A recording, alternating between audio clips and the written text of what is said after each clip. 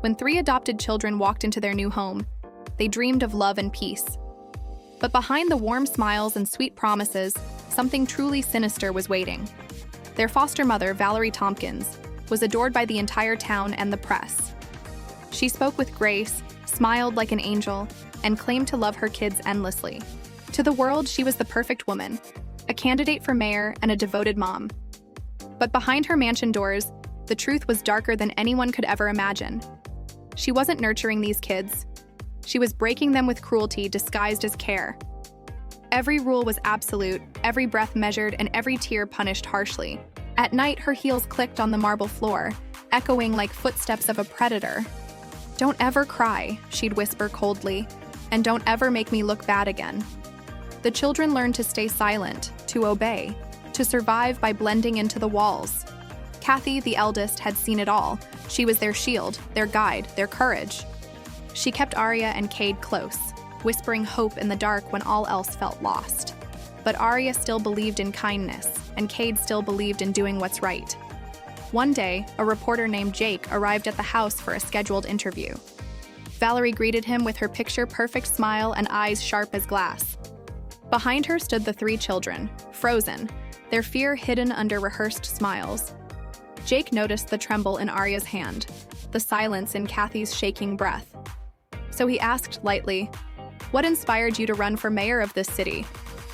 Valerie smiled wide. "My kids, they're my angels, my reason for everything." Her hand pressed on Arya's shoulder, firm, too firm, masking her hidden rage. Then a sound from upstairs. A door slammed. A faint cry pierced the silence. Valerie's smile vanished. "Excuse me," she muttered, storming from the room. Moments later, the kid's eyes told Jake everything he needed to know. Danger. That night, Valerie locked them in the cold basement, whispering threats of pain. "Make a sound," she warned, "and I'll make sure you regret ever being born." Kathy held Arya tight as Cade whispered, "We can tell someone. We can escape." "No one will believe us," Kathy said softly. "She's about to be the mayor." "But then we make them believe," Cade replied, his eyes burning with defiance. The next day, Jake returned, fired from his job but driven by guilt and truth. He dug through archives, adoption papers, and names hidden in old reports. One name stood out, Abigail Wagner, and a photo that looked just like Valerie. A shock hit him. Valerie wasn't real. Her name, her life, all built on lies. She had changed her identity, forged documents, and bought power through deceit. Meanwhile, Kathy's 18th birthday approached, her so-called Freedom Day. Valerie promised to send her home, but Jake found the truth. It was a trap. A fake ticket, a fake goodbye, a plan to erase Kathy forever like others before. Jake had to move fast, time was running out, and Valerie's campaign was soaring. She used the kids for sympathy, parading them before cameras and reporters. Arya fainted on stage from stress. Valerie smiled and called it motherly love. The audience cheered. Jake clenched his fists. He couldn't stay silent anymore. He found an older survivor, a woman who had once lived under Valerie's roof. "She'll never stop," she said. "She rebrands, adopts new kids, and vanishes again." Together, they planned to expose her, one last chance to save the children.